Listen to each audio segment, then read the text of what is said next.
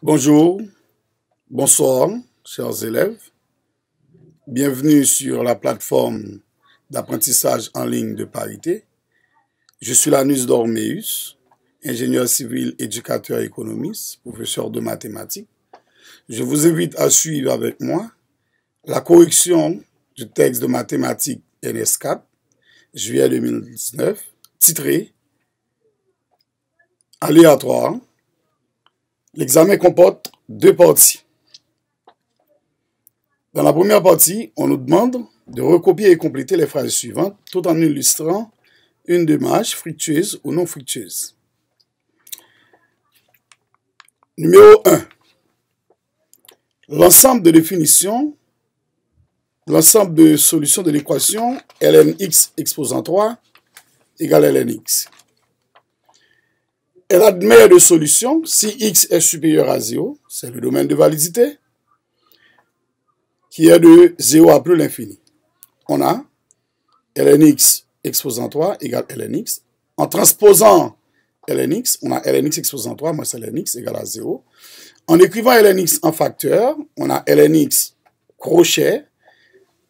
Puisque c'était lnx au cube, il nous reste lnx exposant 2 moins 1 égale à 0.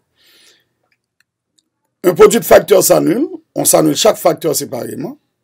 lnx égale à 0.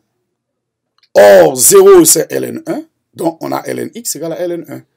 ln étant une fonction bijective, en simplifiant par ln, on a x égale à 1. Une première solution de l'équation qui est acceptable parce que le domaine de validité, c'est de 0 à plus l'infini.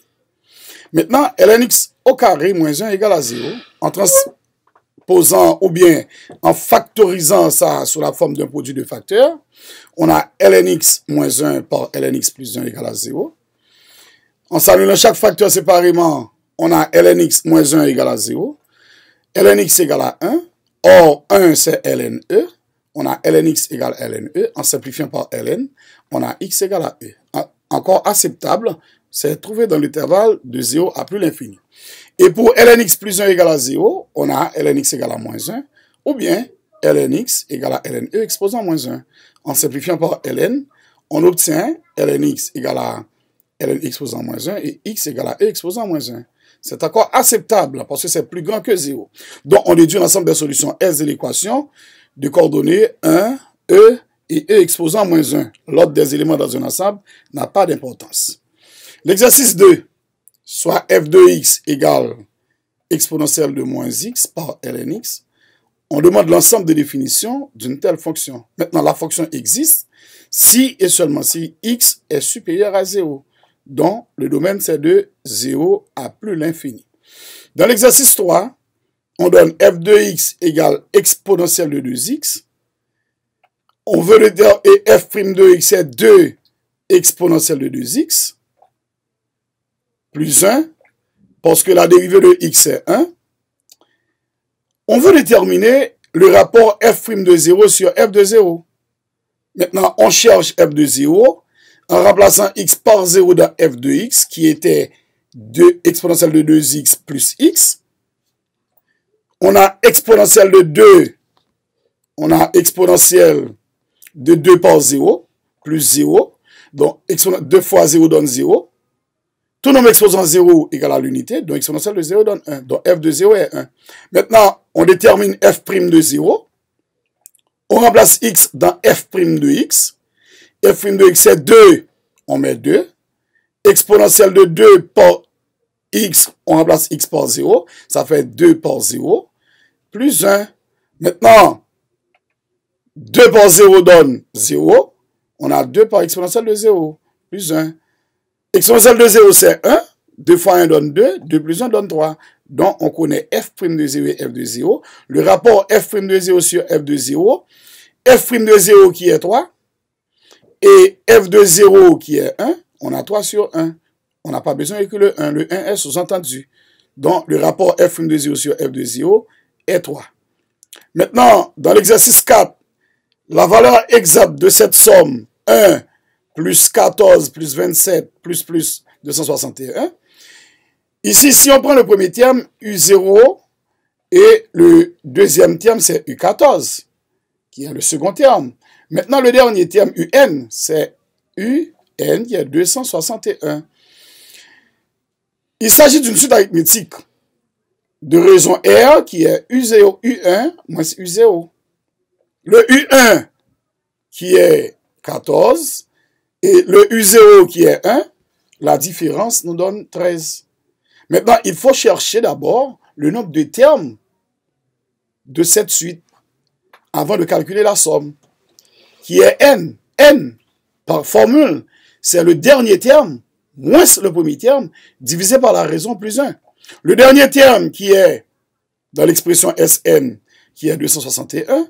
Le premier terme qui est 1, on fait 261 moins 1, divisé par la raison qui est 13. Donc, on obtient maintenant 260 sur 13 plus 1. Dénominateur commun qui est 13. On fait 13 divisé par 13, ça donne 1. 1 par 260, ça donne 260. Plus 13 divisé par le 1 qui est sous-entendu ici, ça donne 13. 13 fois 1 donne 13. Donc, en faisant la somme, 260 plus 13, ça donne 273 divisé par 13. Cette division nous donne 21. Le 21 représente le nombre de termes qu'on va calculer, la somme des termes. Maintenant, on parle de la somme de Sn pour tout n, qui est n plus 1 facteur de U0 et plus un divisé par 2, avec S21 qui est 20 plus 1 par U0 en facteur et plus U20 divisé par 2, mais c'est pour n égale à 20 parce qu'on détermine la somme des 21e termes, mais puisque le premier terme c'est U0, le 21e terme c'est U20, c'est pourquoi on donne à n la valeur de 20. Maintenant, U20, c'est ça qui représente le dernier terme et le 261. Maintenant, connaissant le premier terme U0 qui est 1 et le dernier terme qui est U20 qui est 261, et on remplace 20 plus 1 donne 21. Maintenant, on a 1 qui a le U0, 261 qui a le U20. On fait cette somme, le produit, on obtiendra S21 égale 2751. Maintenant, dans l'exercice 5, pour tout n, donc quel que soit n appartenant à n, ou bien n supérieur ou égal à 0, maintenant pour tout entier naturel n, un égale 3, facteur de 0,1 exposant n par 5 exposant 2n. On parle d'une suite géométrique et on veut avoir la raison de cette suite. Maintenant, pour trouver la raison de la suite, il faut chercher un plus 1 en fonction de un. En réduisant q, comme un plus 1 c'est 3 ici, par 0,1 exposant n plus 1, on remplace n par n plus 1. On a 5 exposant 2, on remplace n par n plus 1. Voyons, on met ça en tout facteur. Ici, on a 3 en facteur de 0,1 exposant n par 0,1. Pourquoi on écrit ça? A exposant m plus n égale à a exposant m par a exposant n. De ce fait, on a 0,1 exposant n plus 1, c'est 0,1 exposant n par 0,1 exposant 1. Ici, le 1 est sous-entendu. Maintenant, de même, on a 5 exposant 2 par n et puis 2 par 1. On écrit de préférence 5 exposant 2n par 5 exposant 2. La même chose. Maintenant, on développe. On a 3 par 0,1 exposant n. Et on écrit 5 exposant 2n. On prend ça, on arrange les termes juste pour pouvoir retrouver le un. Et on déplace ces deux termes-là par et commutativité. 0,1 par 5 exposant 2. Maintenant, 5 exposant 2, c'est 5 par 5, ça donne 25. Et puis par 0,1. Maintenant, 3 par 0,1 exposant n par 5 exposant 2n n'est autre que l'expression de un, le terme général de la suite.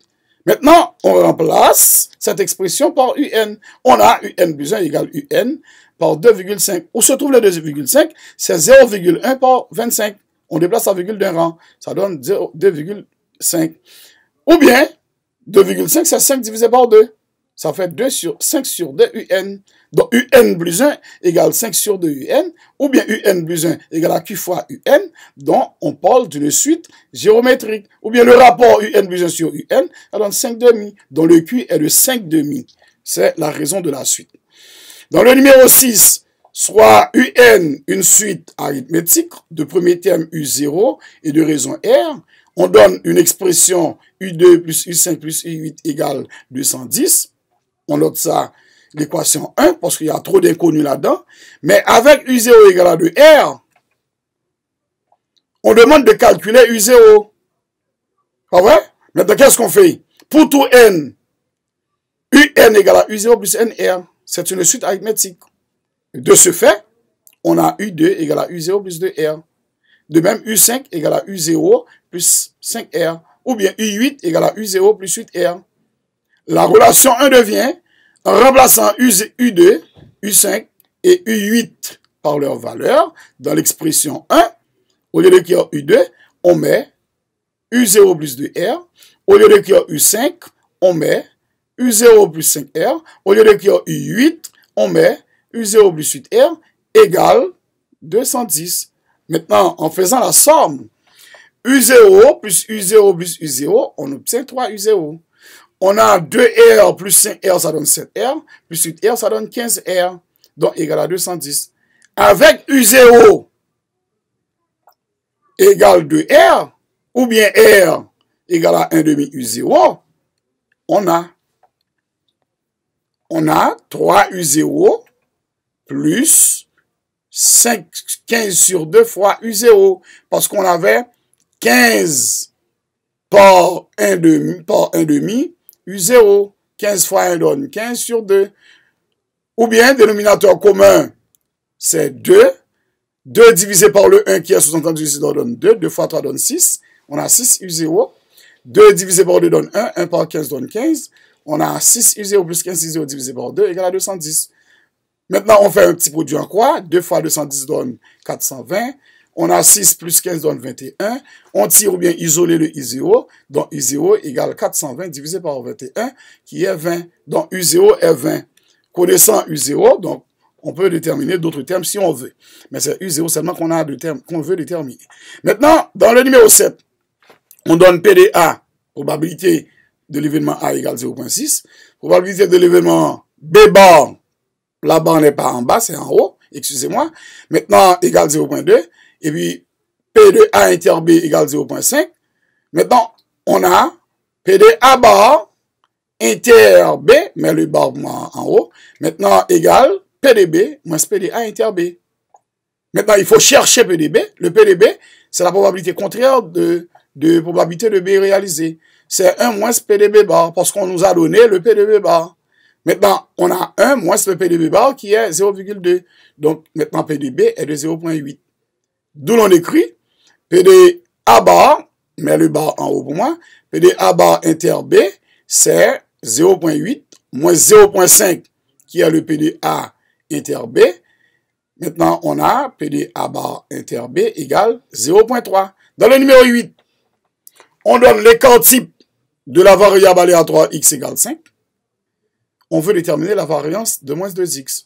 Comme variance égale écart type au carré, alors V de moins 2x va être écart type de moins 2x au carré.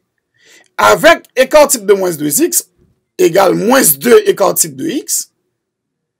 Donc, on écrit écart type, moins 2 écart type de x, c'est moins 2 par 5. Parce que écart type de x, c'était 5. Donc, on a moins 10.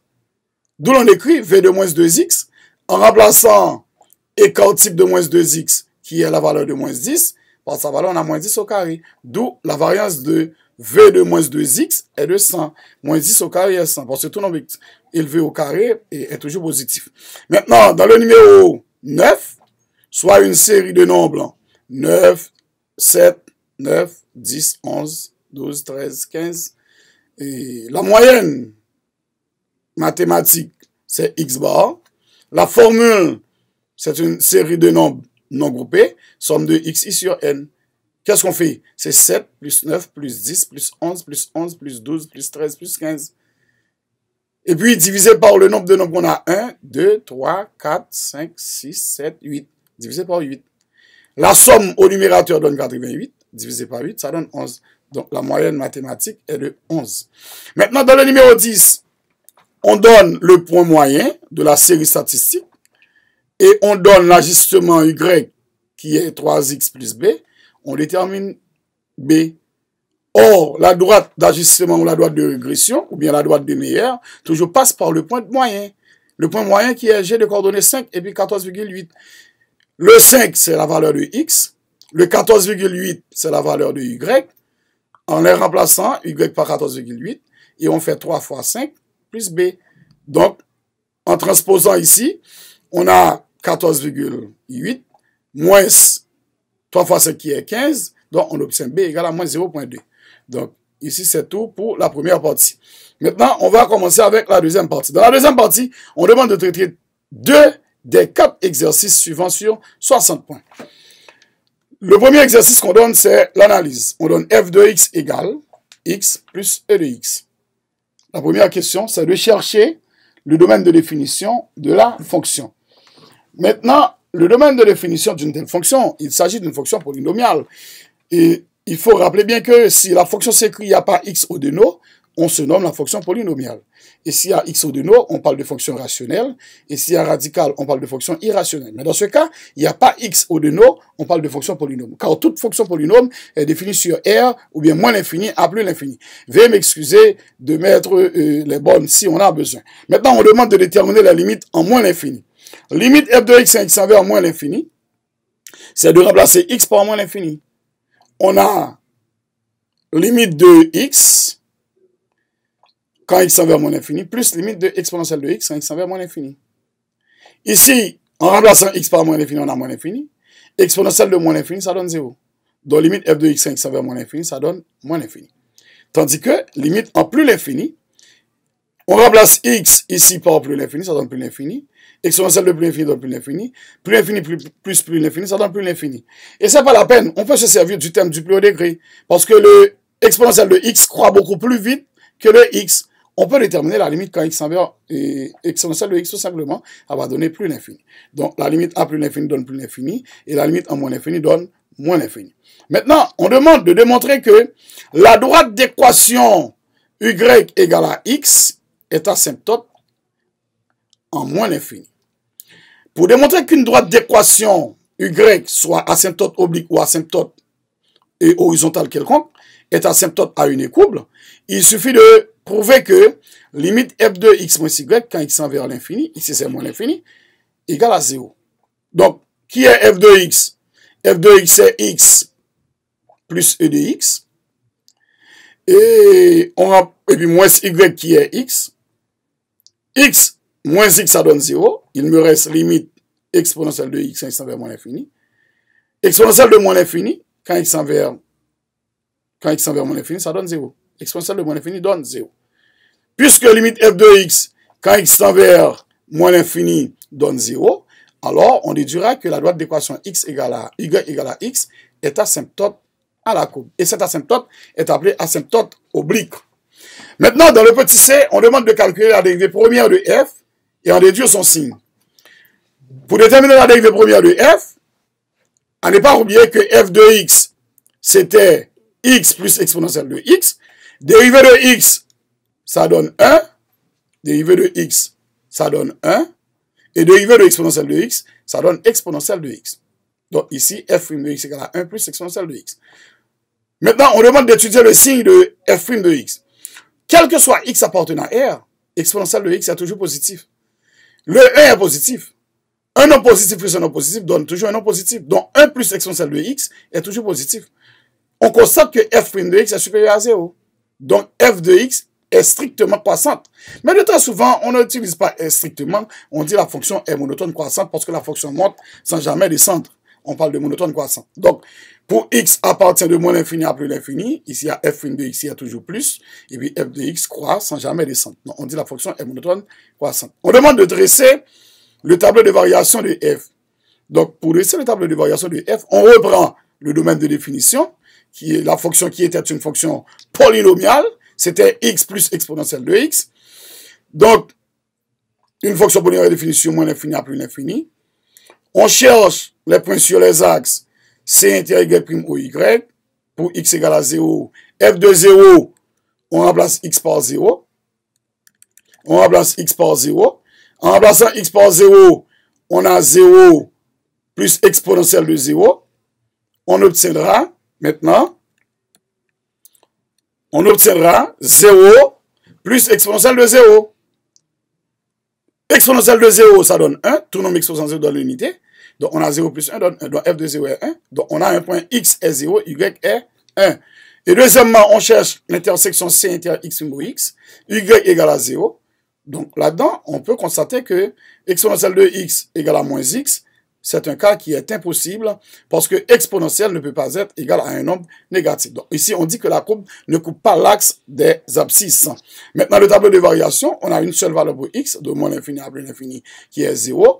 Et la fonction est monotone croissante, on a seulement plus dans les intervalles.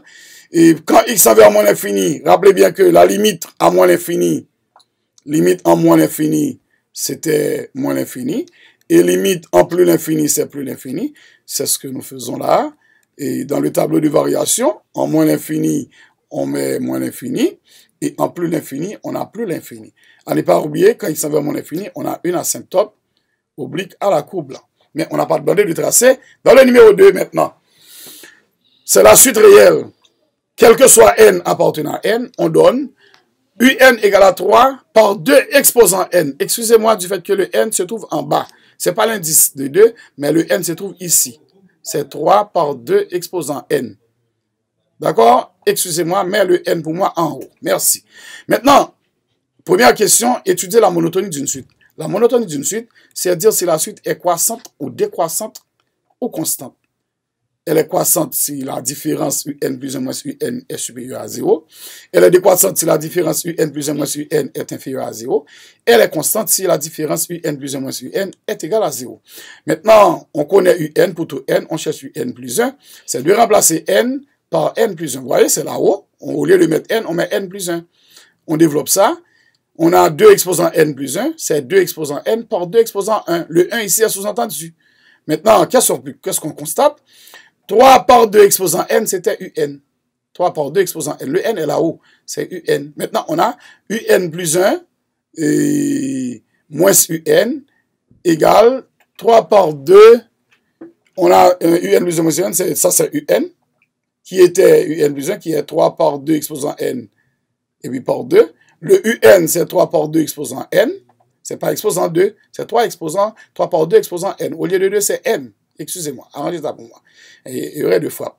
Maintenant, un plus 1 moins un, on a 3 par 2 exposant n. On écrit ça en facteur.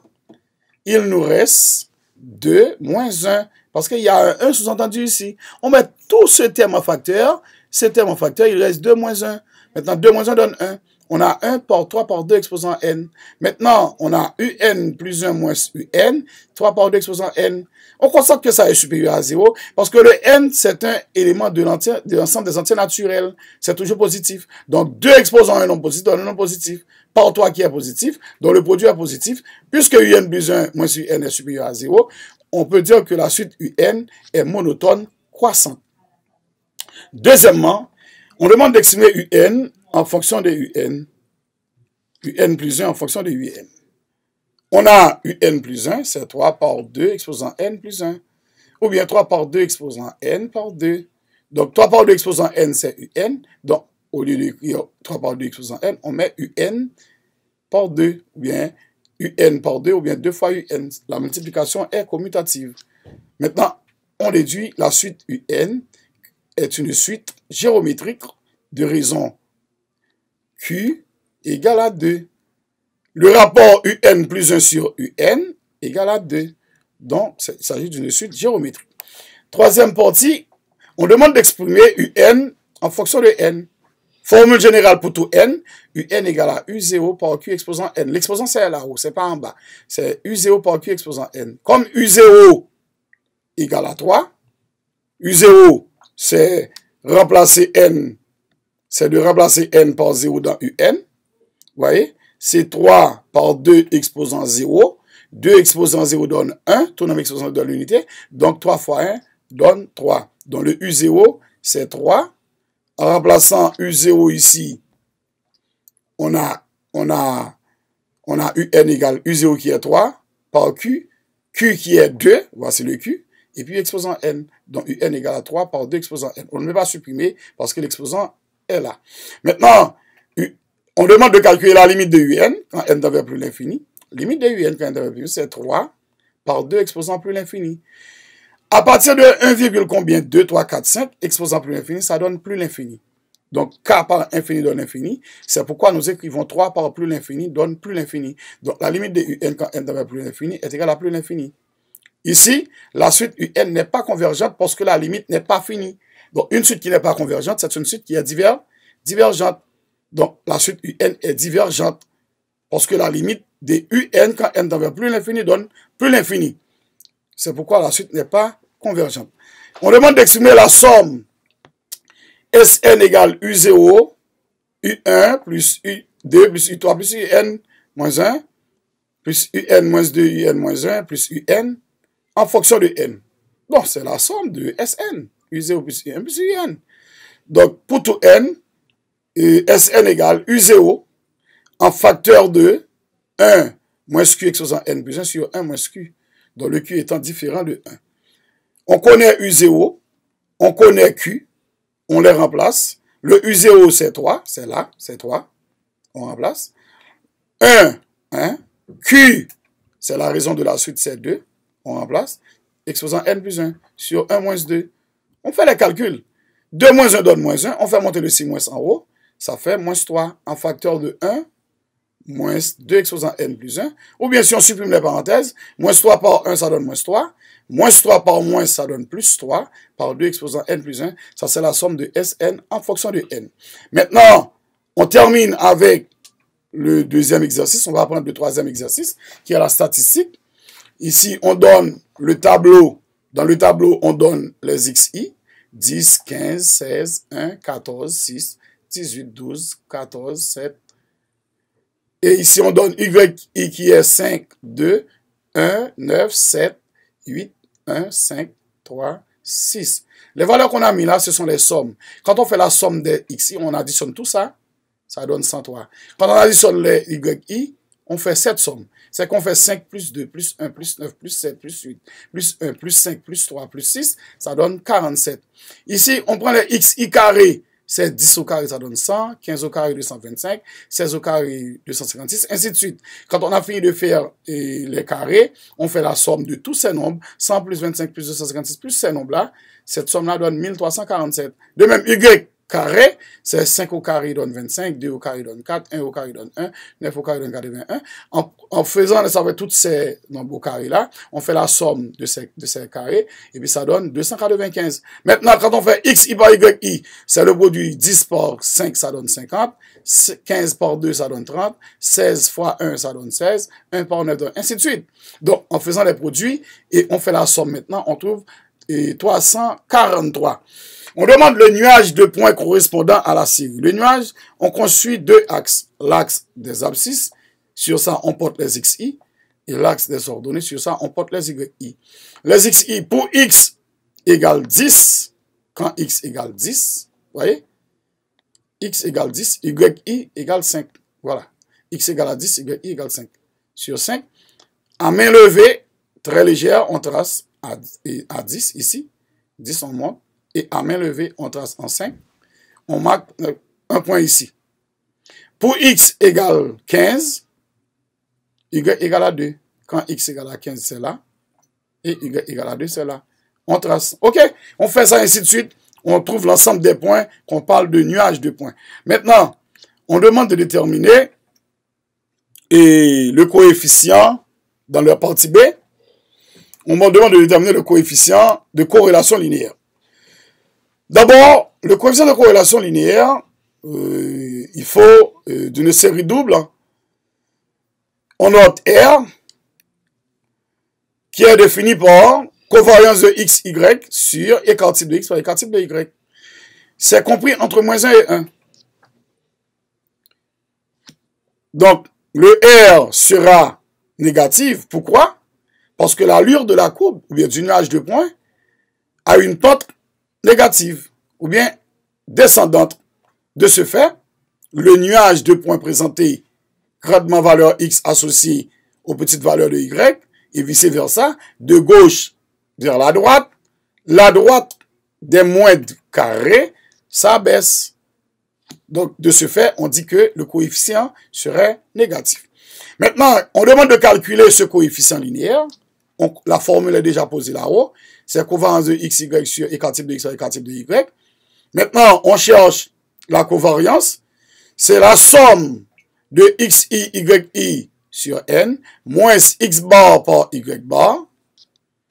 Maintenant, on va chercher x bar, somme de xi sur n, et y bar, somme de yi sur n. Rappelez bien que somme de xi, c'était 103, c'est pas 10,3. C'est 103, cette somme-là donne 103 divisé par 10, ça donne 10,3. Y bar, c'était 47 divisé par 10, ça donne 4,7. C'est dans le tableau qu'on avait complété tout à l'heure. Maintenant, la covariance, on connaît la somme de x, y, laisse-moi vous montrer ça. Somme de x, y, c'est ça. Somme de x, y, 243. Voilà. Somme de x, c'est 103. Somme de y, c'est ça. Avec somme de x carré, ainsi de suite. Maintenant, 343. On remplace somme de x, y, qui est 343 sur 10. X bar qui est 10,3. Voici x bar. Et par y bar qui est 4,7. Maintenant, 343 divisé par 10 donne 34,3. Moins ce produit qui est 48,41. La différence donne moins 14,11. Maintenant, on cherche écart type de x, qui est la variance de v de x. V de x, c'est somme de xi carré sur n, moins somme de x bar au carré, x bar au carré. Maintenant, connaissant la somme de xi carré qui était 1347, divisé par n qui est 10, on a 10 données. Et puis x bar c'était 10,3 au carré, on obtient v de x. Ce rapport donne 134,7, moins ça qui est au carré donne 10,3 au carré donne 106,09. Donc, cette différence donne 28,61. Et racine carrée de 28,61 donne 5,35. C'est l'écart type de x. Maintenant, on cherche l'écart type de y aussi, mais il faut trouver la variance de y, qui est la somme de y carré sur n, moins y bar au carré. La somme de y carré, c'était 295. Divisé par 10, c'est pas divisé par 100, excusez-moi, pour cette faute. Maintenant, c'est divisé par 10. Maintenant, et la moyenne de y bar qui est 4,7. 4,7 au carré, ça donne 22,09. On divise 29,5 par 10, c'est pas par 100. C'est pourquoi on a 29,5. On fait la différence, on a 7,41. Racine carrée de 7,41 donne l'écart type qui est 2,72. Maintenant, en remplaçant par leur valeur, la covariance qui était tout à l'heure, moins 14,11, et l'écart type de x est 5,35 par 2,72, on fait ce produit, et on prend ce nombre divisé par ça, ça va donner moins 0,96, qui est le coefficient de corrélation linéaire de la série double xi, yi. Maintenant, dans l'exercice 4, pour terminer, on donne le nombre de danses qui est 10 pistes. Maintenant, parmi lesquelles, il y a 6 danses lentes et il y a 4 danses rapides. Et on choisit 3 comportements. Mais c'est simultanément, c'est la combinaison, quand on parle en désordre, au hasard et en même temps, c'est la combinaison. Maintenant, le programme comporte une probabilité pour que le programme comporte 2 danses lentes et une danse rapide. Comme on a 6 danses lentes, on prend 2 dans 6, combinaison de 2 dans 6, par combinaison de 1 dans 4, sur combinaison de 3 dans 10. Ça, c'est le cardinal de l'univers. Parce que PDA, c'est cardinal de A sur cardinal de B. Cardinal de A, c'est ce qu'on demande là. 2 lentes, c'est 2 dans 6, par 2, 1 dans 4, sur 3 dans 10. Et ce qui nous donne 0,5 ou bien 1,5. Donc, calcul avec calculatrice. On met 6. On appuie sur deuxième fonction. Et puis 5, C apparaît. On met 2. Multiplié par 4. Deuxième fonction, 5. C apparaît, on met 1. Et puis égal, ça donne 60. De même ici, on met 10. Deuxième fonction, le bouton jaune là-haut.